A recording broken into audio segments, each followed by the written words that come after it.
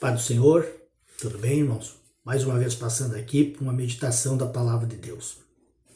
Estava lendo lá em Isaías, capítulo 38, versículo 1, onde Deus fala, com o rei Ezequias, pedindo para que ele colocasse a sua casa em ordem, porque ele estava passando por uma enfermidade e essa enfermidade levaria ele para a morte. Então Deus, usa o profeta para falar a ele, dizendo que ele deveria pôr a sua casa em ordem, deixar tudo pronto porque ele ia partir. O que quer dizer pôr essa casa em ordem? Deus quis dizer para ele. Nós meditamos na palavra de Deus, nós vamos ver que Ezequias não tinha filho. Quer dizer, ele não tinha alguém preparado para a sua sucessão. Então Deus estava querendo dizer para ele, preparar a casa, providenciar alguém, por meios legais, políticos, para uma transição de liderança, para passagem, quem sabe, de cargo de um para o outro, porque ele ia partir.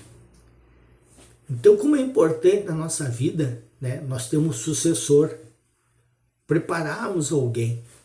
Às vezes nós achamos que nós estamos nesse mundo aqui, vamos ficar para sempre,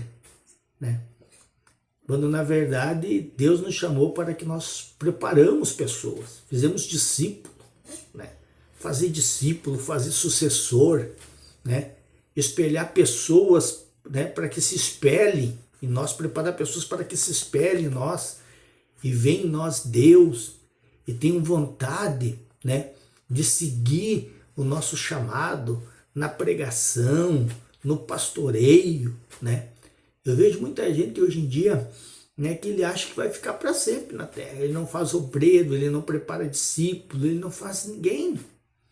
Quando na verdade nós temos que preparar sempre um sucessor.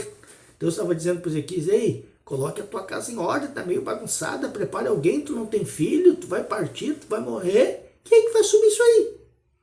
Entendeu? Então, primeira coisa que eu aprendi, nós devemos fazer discípulo.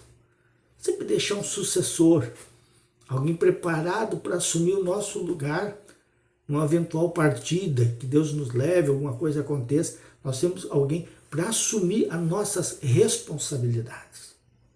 Segundo, acerto de contas. A ordem lembrava, para Ezequias deixar a sua família sem pendência, que pudessem às vezes causar conflito familiar.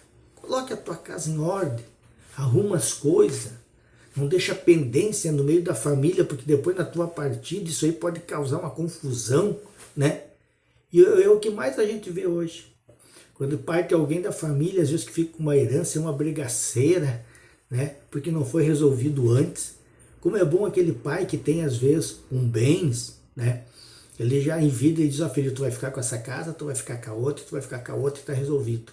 E daí na partida dele já está tudo acertado, Quando a pessoa não se preocupa com isso, daí um filho quer aquilo, o outro quer aquilo, um quer mais que o outro, um quer mais, e acabam virando inimigo, aquela discussão, aquela brigaiada, e vão para os fóruns, e vão para a justiça, por causa da herança, porque o pai não preparou, não deixou a casa em ordem, deixou tudo com pendência, quando na verdade deveria ter resolvido isso em vida para que não houvesse conflito.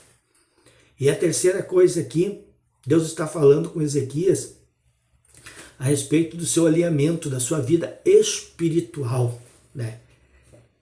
Põe a tua casa em ordem. Também era um chamado para corrigir as dependências dele, as falhas dele, as atitudes dele, alguma coisa que ele estava em falta com Deus, agora era a hora dele resolver.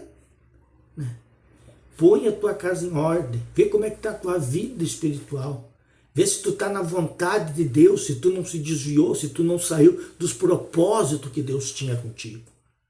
Porque tu vai partir, Ezequias. Não é esse caso. Ele orou, ele reconheceu, ele precisou, ele se humilhou e Deus acrescentou 15 anos de vida para ele.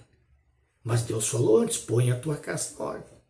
Deus estava chamando também ele para uma reflexão espiritual de como estava a vida dele se ele morresse. Põe em ordem, arruma a casa aí, pede perdão disso aqui, reconhece isso. Como Como é que está a tua vontade, Ezequias, diante dos propósitos de Deus? Então medite nessa palavra, fica para nós também, né?